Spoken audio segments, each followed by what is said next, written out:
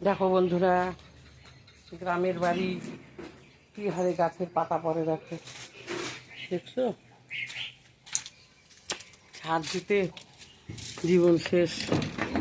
দেখো বাড়ির সামনে আমার কি অবস্থা, পাতায় পাতায়।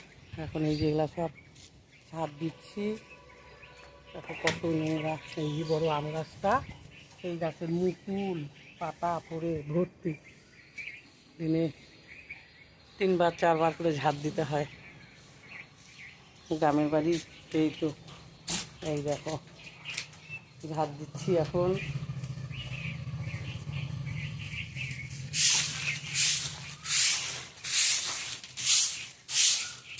বড় ঝাড়ু দিয়ে ঝাড় দেওয়া যায় না, পাতা যায় না বন্ধুরা।